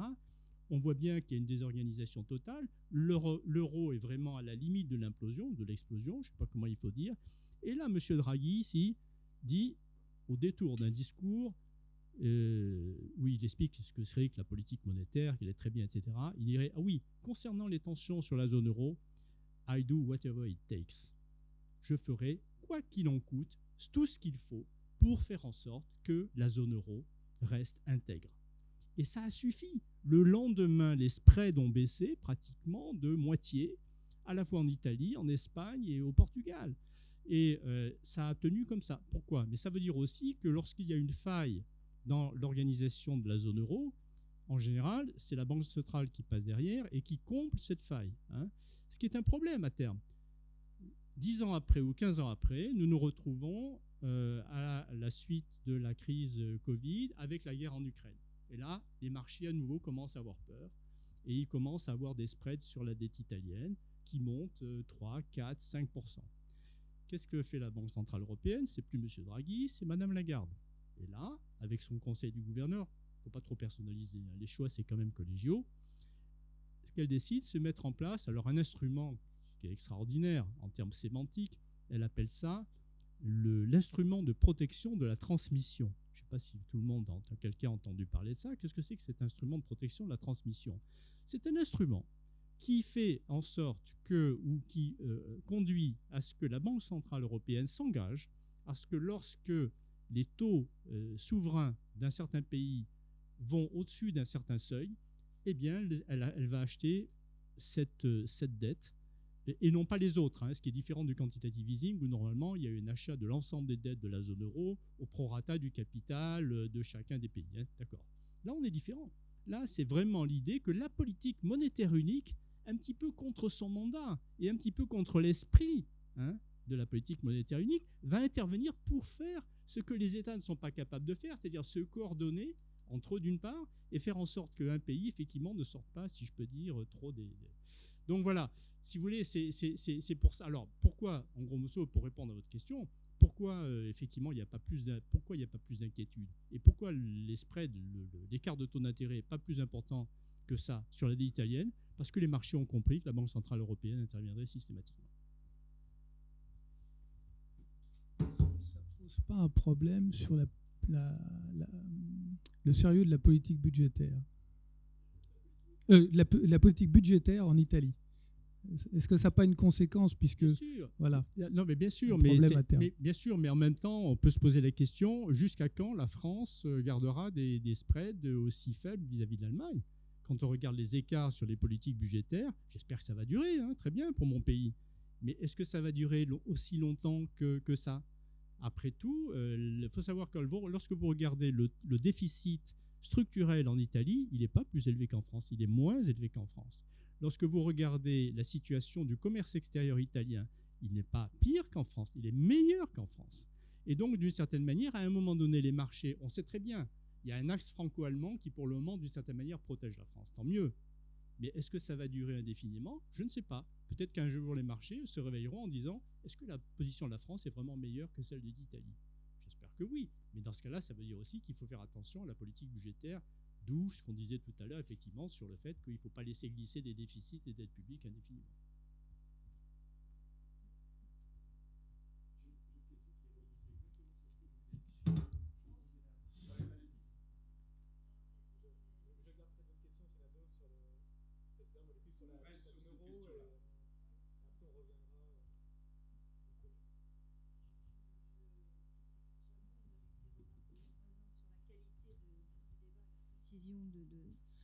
De vos éléments à tous deux.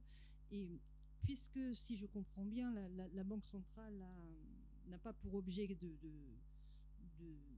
d'agir sur les marchés, mais finalement elle le fait quand même, est-ce que... j'entends qu'elle a une responsabilité... Enfin, voilà, mais elle les influence de la dynamique de marché, mais même si ce n'est pas son objectif. En revanche, elle a un objectif de stabilité des prix. Est-ce qu'on ne pourrait pas, et vous disiez tout à l'heure, tous deux, qu'il n'y a pas de policy mix, il n'y a pas de coordination politique monétaire, politique budgétaire. Est-ce qu'une des solutions, faudrait sans doute revoir les règles de politique budgétaire, mais est-ce qu'un autre objectif, un objectif secondaire de politique économique, ne pourrait pas être assigné à la politique, à la Banque centrale européenne, comme ça l'est... ce qui permettrait que la responsabilité sociétale soit clairement affichée.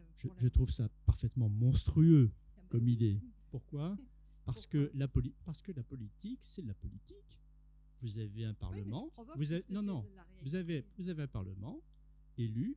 Vous avez un exécutif qui normalement est dit aussi, qui est aussi accountable, c'est-à-dire qui doit rendre compte. Alors que la Banque centrale européenne, c'est un groupe de technocrates. Et donc, comment peut-on donner à un groupe de technocrates une responsabilité politique en matière budgétaire, avec des enjeux en termes de redistribution, en termes d'allocation, etc. À mon avis, c'est absolument impossible. Et d'ailleurs, la question... Ça peut être d'autres objectifs. Non, mais la politique économique. Non, mais le chômage, c'est de la politique économique. Alors déjà, la question se pose, non mais c'est intéressant ce que vous dites, parce que la question se pose, parce qu'actuellement, la grande question, très à la mode, et sur laquelle la réponse n'est pas évidente, est de savoir si oui ou non, les banques centrales doivent avoir une politique monétaire prenant en compte la transition écologique. C'est-à-dire, est-ce que oui ou non, par exemple, dans leurs opérations de refinancement, elles vont privilégier les crédits peu carbonés ou des entreprises peu carbonées par rapport à d'autres. On voit bien que c'est déjà de la sélectivité du crédit. On revient un peu aux années 70 et 80 d'une certaine manière. Mais pourquoi pas ? Mais ça veut dire qu'on met déjà le doigt dans l'engrenage. Je ne dis pas ni pour ni contre. Je dis qu'il n'y a pas de consensus là-dessus. Les États-Unis, Powell a dit clairement qu'il était contre, mais Mme Lagarde a dit clairement qu'elle était plutôt pour. Selon quelle modalité, je ne sais pas.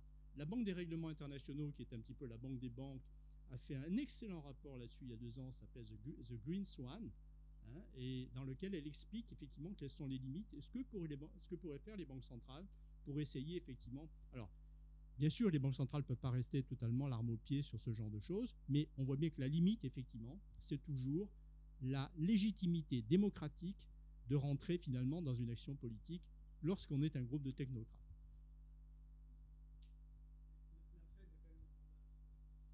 Oui, bien sûr, mais oui, la croissance et le chômage. Le chômage qu'elle prend, ça ne veut pas dire, elle ne va pas non plus dire il faut telle ou telle politique de l'emploi, etc. On regarde le chômage et on croise en plus ces 2 objectifs effectivement pour essayer de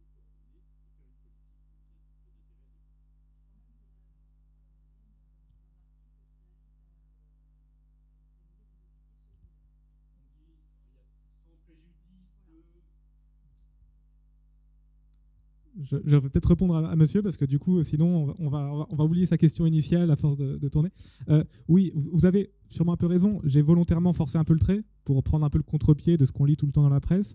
Je ne suis pas néanmoins totalement d'accord avec ce que vous dites sur la Chine ou l'Asie en général. Parce que c'est vrai que les pays asiatiques sont, on va dire, globalement moins libéraux que les États-Unis.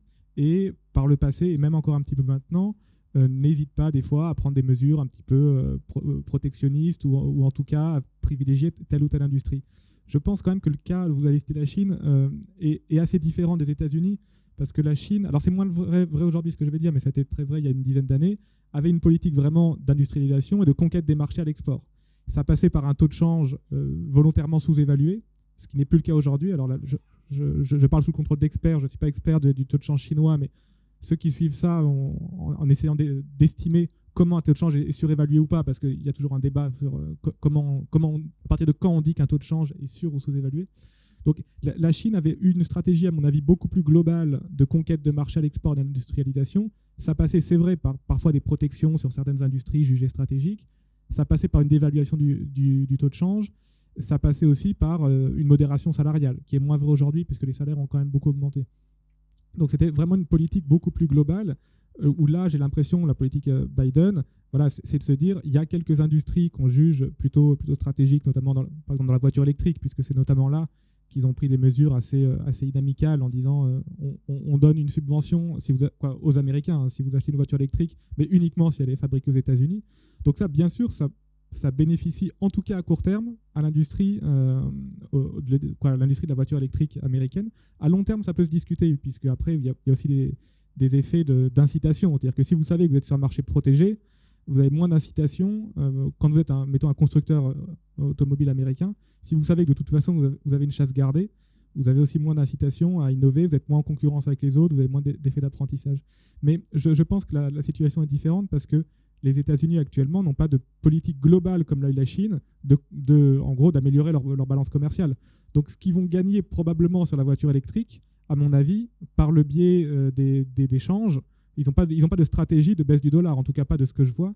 Donc ils vont probablement le perdre sur un autre secteur industriel, sur d'autres secteurs industriels. Donc je ne pense pas que la balance commerciale qui est globalement excédentaire, hein, de l'Europe vis-à-vis des États-Unis, je ne pense pas qu'elle va fondamentalement changer. Alors ça peut changer selon les secteurs. Mais d'une manière générale, je pense qu'on n'est pas sur une stratégie de conquête de marché à l'export comme a pu le faire la Chine. Mais je suis d'accord qu'on peut en discuter. Hein. Mon point de vue peut être discutable. Merci.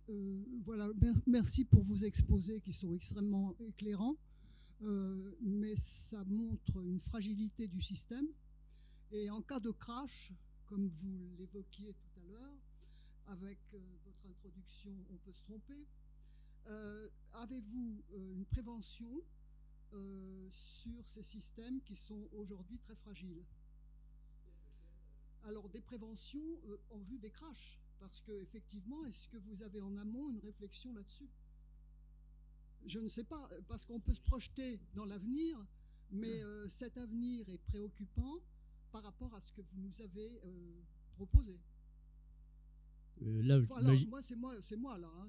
Non, bien sûr. Je ne suis pas économiste du tout. Hein. Bien sûr, mais vous parlez des questions, par exemple, des politiques des budgets. Les deux budgets, monétaires et budgétaires, c'est très fragile. Alors, c'est vrai, c'est ce que je disais tout à l'heure. Je veux dire, quel est le risque souverain? Parce qu'on parle de ça, finalement. Alors, quand on parle de banque, alors c'est marrant parce que ce que vous avez dit au départ, j'ai cru que vous alliez évoquer des questions, parce que c'est lié, bien sûr, hein, les questions liées à la stabilité financière et au risque de crash bancaire. Hein, ce qu'on a connu au moment de la crise financière. D'accord ? Et là, il y a effectivement des instruments, ça s'appelle des crash tests, c'est-à-dire qu'en réalité, on modélise, effectivement, en introduisant des chocs. Alors évidemment, dans le cas de modèles relativement sophistiqués, on introduit des chocs dans des scénarios. Par exemple, on dit, le prix de l'immobilier va baisser de 20%, le prix des actions baisse de 30%, les taux augmentent, sont multipliés par 3, et on regarde ce qui se passe. On regarde ce qui se passe à partir d'équations économétriques, structurelles sur le passé, etc. Et on en déduit des conclusions en disant, est-ce que le système est suffisamment robuste pour résister à ces chocs? D'accord ? Alors, ce que l'on fait là pour le système bancaire et financier, on ne le fait pas véritablement pour les États. Et peut-être qu'il faudrait le faire. Alors, quand je dis on ne le fait pas, ce n'est pas tout à fait exact non plus, parce que vous savez qu'il y a des sociétés de ce qu'on appelle des sociétés de rating, par exemple Moody's, Standard & Poor's, dont le rôle, une des parties de leur rôle, c'est de mesurer ce qu'on appelle le risque souverain. D'accord ? Et donc, effectivement, elles ont un peu ce travail. Et à quoi aboutit ce travail ? Eh bien, elle aboutit à ce que finalement, à la fin, les États ont des notes, comme les écoliers qui travaillent plus ou moins bien à l'école. Et donc, ces notes, pour les meilleurs, c'est AAA. Pour les moins bons, c'est AAB. Les moins bons, c'est C, etc. Alors, il y a des nomenclatures différentes selon les entreprises. Et quand vous êtes à C, que vous êtes considéré comme pas bon du tout, eh bien, c'est très difficile de vous financer sur les marchés. Pourquoi ? Parce qu'on va vous demander précisément des primes de risque. Hein ? Si l'Argentine va sur le marché avec le record qui est le sien, ou le Liban, ou la Turquie, ou certains pays africains, ils n'auront pas du tout les mêmes conditions de financement que la France, ou l'Allemagne, ou les États-Unis. Et donc, d'une certaine manière, ce que vous dites, est-ce qu'on mesure, la probabilité d'un crash ? Oui, à certains égards, on le fait. Alors, maintenant, la question, et c'est là, je pense que vous avez raison, c'est-à-dire que les modèles et même les agences de notation, on l'a bien vu au moment de la crise financière, elles s'étaient bien plantées.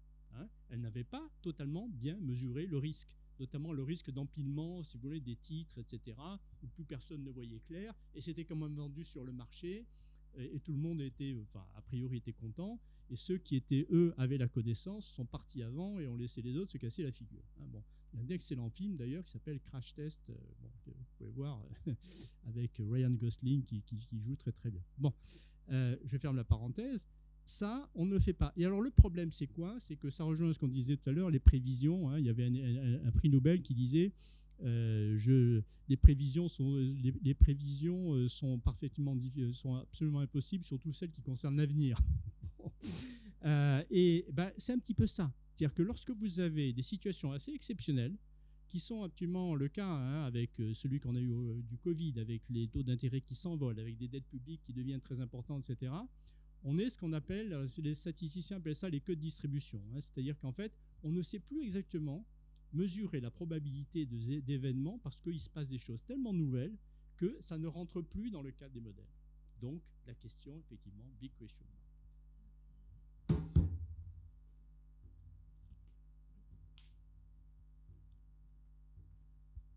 Au début de votre exposé, vous avez parlé de la baisse tendancielle de la productivité, en expliquant par la rareté des matières premières, la rareté des énergies fossiles, et la rareté de la main-d'œuvre. Comment ça se fait ? Moi, c'est quelque chose que je ne comprends pas du tout. Comment, avant le Covid, on était en surplus, et maintenant, il y a une baisse, on recherche du personnel partout. Alors, bon, il y a quelques-uns qui sont restés sur leur canapé, qui ont pris goût pendant le Covid, mais moi, il y a un phénomène que je ne comprends pas, là, si vous pouvez nous éclairer là-dessus. Alors, pardon ? Ah oui. Donc, d'abord, il y a des indicateurs. Là. Oui, non, on va sur... C'est un beau sujet. D'abord, sur quoi on se fonde pour dire ça ? On se fonde d'abord sur l'état du marché du travail. Donc, le marché du travail lui-même, il y a des statistiques. Il y a des offres d'emploi, il y a des demandes d'emploi par différentes, etc., ceux qui travaillent à plein temps, etc. Donc, on a une idée, et par âge en plus. Hein. Donc, on est à peu près, on a une image chaque mois, on a une image assez précise de ce que le marché du travail. Donc, on voit effectivement le décalage qu'il peut y avoir entre les demandes et les offres d'emploi. Et donc, c'est une première indication. Il y a une deuxième indication qui, elle, est très, qu'on a un peu dans tous les pays et assez rapidement. C'est, on pose la question aux entreprises, quelles sont vos difficultés de recrutement ? Et là, ça s'envole complètement depuis quelques mois, c'est-à-dire en fait depuis la sortie de la crise Covid. C'est-à-dire que les entreprises ont énormément de mal à trouver la main-d'œuvre, particulièrement dans certains secteurs, et particulièrement dans le secteur, j'allais dire, des métiers dits en tension. Alors les métiers en tension, c'est BTP, restauration, etc. Pourquoi ? Parce que ça manque de main-d'œuvre. Pourquoi aussi ? Parce que beaucoup de gens ne veulent plus aller travailler dans ces secteurs. Pourquoi ? Parce qu'il y a aussi un problème de rémunération, il y a un problème de conditions de travail.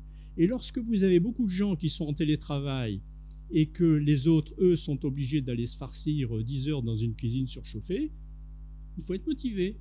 Et donc, c'est une des raisons, pas seulement. Et imaginez aussi la pénibilité du travail sur les chantiers de BTP.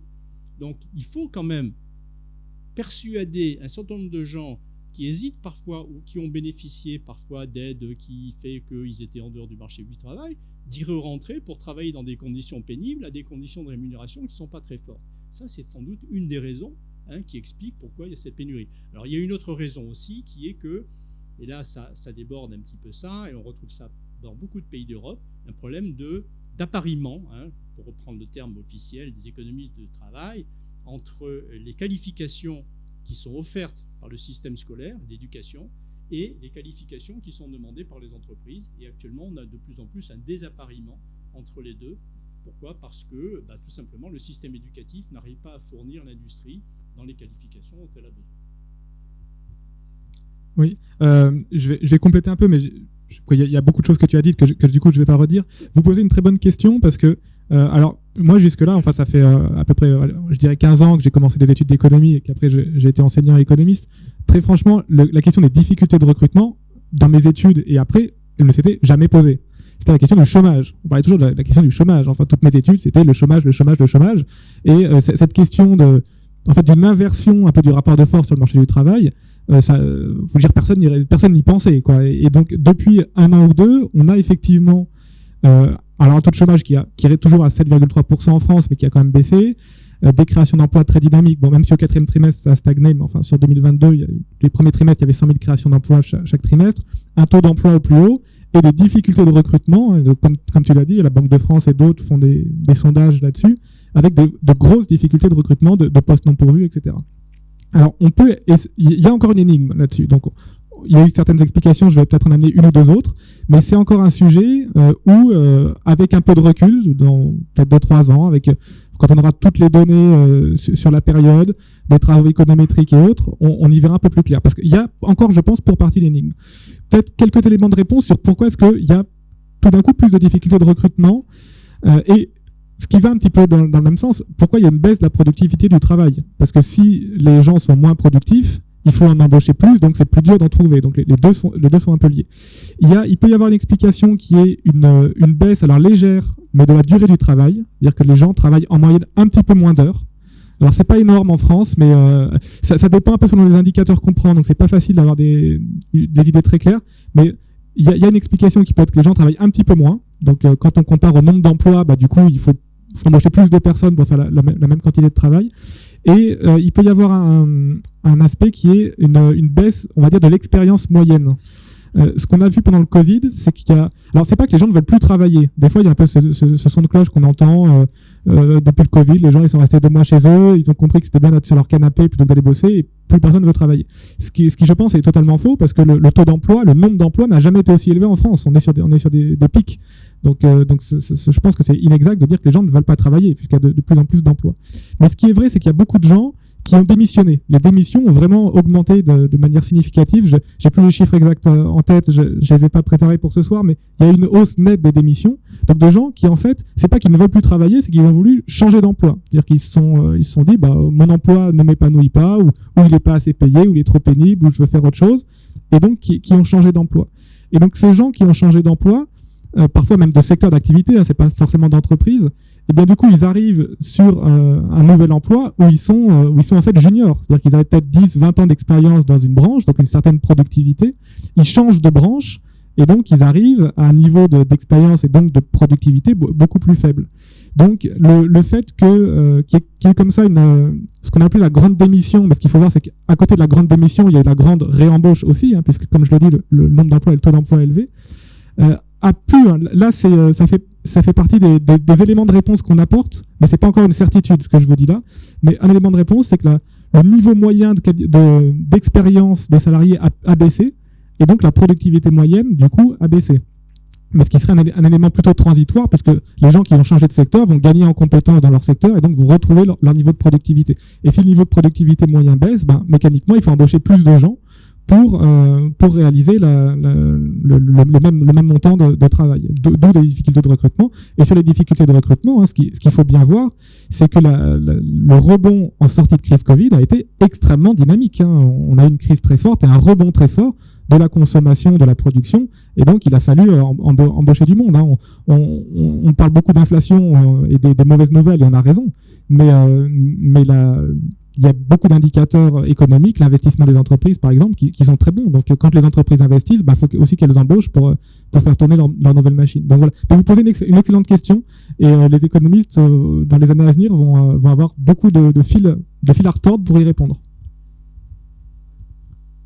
D'autres questions sur ce thème-là?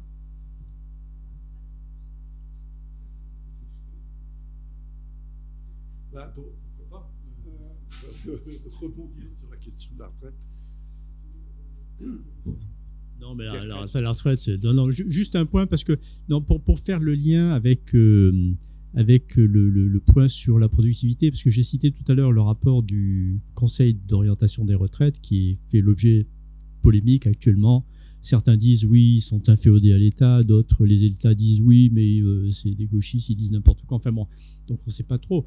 Moi, j'ai eu la curiosité pour mes étudiants de me replonger un petit peu dans le rapport du corps, qui est très très intéressant parce qu'il donne des scénarios macroéconomiques qui fondent un petit peu effectivement la réforme. Mais on ne va pas faire là-dessus parce qu'on n'a plus le temps, mais juste un point. On évoquait tout à l'heure la productivité. La productivité dans les différents scénarios, et c'est une variable absolument fondamentale si on la projette sur l'avenir, parce que c'est ça qui fait le pli potentiel et qui donne effectivement la possibilité que le régime de retraite soit ou non équilibré. Avec d'autres paramètres et d'autres variables, il y a plusieurs curseurs. Mais c'est la variable fondamentale. Et à nouveau, lorsqu'on regarde les scénarios du Conseil d'orientation des retraites, bien, grosso modo, on a un scénario qui commence à 0,7 de productivité, de croissance de la productivité par an. Ça va jusqu'à 1,5. Alors, si c'est 1,5 ou 1,3, 1,5, on n'a plus de problème du tout. Je veux dire, c'est même plus la peine de faire des retraites. On peut même la baisser à 60 ans. Bon. Mais quand on est à 0,7, ça veut dire effectivement que là, on a un vrai problème d'équilibrage. Et ce que je disais tout à l'heure, malheureusement, ce n'est pas forcément une note très optimiste, c'est qu'il y a un certain nombre d'économistes sérieux, j'ai cité Patrick Cartus tout à l'heure, qui disent que ce ne sera pas 0,7, ce sera plutôt 0,5. Donc ça veut dire que la contrainte d'équilibre à long terme du système des retraites, elle se pose véritablement. Autre question sur ce sujet ou autour de ce sujet? Non. Moi, je voulais poser une question sur l'IRA. Alors, ça n'a rien à voir avec l'armée républicaine irlandaise. Et pourtant, ça a peut-être un rapport quand même, parce que est-ce que cette menace que vous avez un peu évacuée d'IRA, ça ne peut pas avoir des conséquences très pernicieuses en Europe? Parce que vous avez vu que le débat, maintenant, est quasi quotidien sur les aides d'État. Donc, la solution miracle qui a été trouvée, c'est l'augmentation des aides d'État à l'intérieur de l'Union européenne. Comme vous avez fort bien parlé d'un cas qui est le cas de l'Italie, c'est-à-dire où la situation budgétaire est extrêmement dégradée, je ne citerai pas la France, bien sûr, est-ce que cet appel aux aides d'État ne va pas, alors là, ce coup-ci, complètement déséquilibrer ou davantage déséquilibrer encore les pays qui sont les plus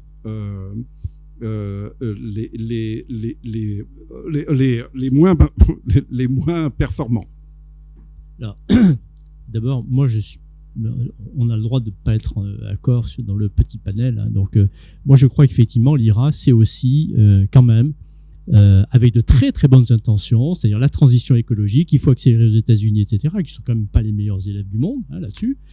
Donc très bien, ils mettent 400 milliards sur la table, c'est 0,13 effectivement si on étale sur 10 ans, c'est un PIB américain de 24 milliards de dollars, très bien. Je pense que c'est quand même aussi un instrument protectionniste, c'est-à-dire en fait, quand vous dites, il n'y a pas seulement les voitures, mais il y a les piles électriques et il y a tous les équipements liés à la transition écologique qui feront l'objet d'achats uniquement dans la mesure où ils sont produits aux États-Unis et au Canada. Il y a un accord avec le Canada. Donc je pense que c'est effectivement une petite arme de guerre, mais une arme de guerre avec les meilleures intentions, et c'est la raison pour laquelle, effectivement, il y a un certain nombre de gens, y compris mon collègue, qui disent finalement, c'est pas si mal. Moi, je crois que c'est quand même assez pernicieux. Alors, pour revenir à votre question, quand on regarde, il y a le Green Deal qui est en train de discuter là, depuis Ursula von der Leyen a fait un truc là-dessus, Thierry Breton a parlé. C'est un sujet qui est discuté en Europe à la Commission européenne. Alors, la difficulté, c'est quoi? La difficulté, c'est que, effectivement, il y a ce problème on va un petit peu, jeter du lest à la Commission sur la doctrine consistant à dire on va limiter totalement ou fortement les aides de l'État national parce que c'est de la distorsion de concurrence. D'accord? Et donc, on dit on va jeter du lest là-dessus. Le problème, effectivement, c'est qu'il y a un trade-off, si je peux dire. C'est-à-dire, soit on dit aux États, c'est vous qui financez ces aides, et dans ce cas-là, vous retombez sur une inégalité qui est fonction de la capacité et de la solvabilité des États pour le faire, soit on va trouver des fonds. Or, quand on regarde, on en parlait tout à l'heure, les fonds qui sont éventuellement mobilisables pour ça, on n'en voit pas la queue d'un. C'est-à-dire qu'en réalité, pour le moment, il n'y a pas de fonds nouveaux directement identifiables qui permettraient effectivement de financer, en particulier pour les États qui n'ont pas la capacité de le faire, ou alors on va reprendre en réalité des fonds qui ne sont pas encore utilisés du Next Generation EU, les 750 milliards, dont un tiers seulement est actuellement mobilisé, mais aussi de la programmation financière et des investissements à moyen terme, qui représente aussi 600-700 milliards, etc., plus avec un leverage sur la Banque européenne d'investissement, etc. C'est quand même assez peu clair. Donc, effectivement, le problème demeure. Dernier point là-dessus, quand même, c'est que c'est bien de faire une réponse commune aux Américains, sauf que il n'y a pas d'accord entre les Européens sur ce qu'il faut faire et comment le faire, parce que les spécialisations industrielles sont totalement hétérogènes en Europe. Comment voulez-vous mettre sur le même plan les Allemands qui ont une industrie manufacturière dans certains secteurs extrêmement puissante et qui représentent d'ailleurs au passage 20 ou 21% de leur valeur ajoutée, de leur PIB, alors qu'elles représentent plus que 8 ou 9% en France. Vous avez quand même des différences stratégiques, des distorsions et des divergences qui font que les intérêts ne sont pas convergents. Et ça, c'est un autre problème. Donc on va voir, tant mieux, il faut quand même faire quelque chose, bien sûr, mais je dirais, c'est pas facile. Non, en fait, je pense que la question recoupe un peu ce qu'on disait au début, la question sur l'Italie, etc. C'est-à-dire que c'est la question de fond de l'hétérogénéité de la zone euro. C'est-à-dire que le problème de fond, c'est qu'on a fait une monnaie unique avec des pays qui sont en fait assez divergents sur leur santé budgétaire et sur leur spécialisation industrielle. Et donc, comment arriver à mener des politiques communes quand on est très divergent. Et en fait, donc la question a été posée sur la réponse à l'IRA et donc comment aider l'industrie, alors face à l'industrie américaine, mais d'une manière générale, comment aider l'industrie et les économies à être plus productives, donc faire des investissements dans l'innovation, la recherche, les infrastructures, les énergies vertes, etc. Et c'est vrai que les différents États européens n'ont pas les mêmes moyens pour le faire. L'Italie ou la Grèce ont moins d'argent à mettre sur la table que l'Allemagne, les Pays-Bas ou d'autres pays qui ont des finances publiques beaucoup plus saines. L'Allemagne ou les Pays-Bas peuvent s'endetter de manière s'ils le voulaient, pourraient s'endetter énormément pour financer des investissements.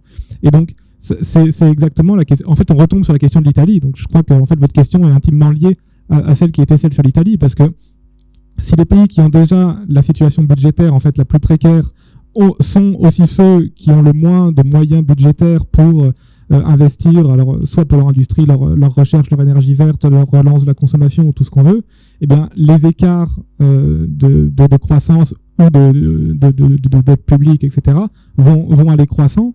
Et donc le risque, c'est en fait une divergence de plus en plus grande des économies, et donc un accroissement du problème qui est, on aura toujours cette même monnaie pour tout le monde, cette même politique pour tout le monde, et avec des États qui seront de plus en plus hétérogènes.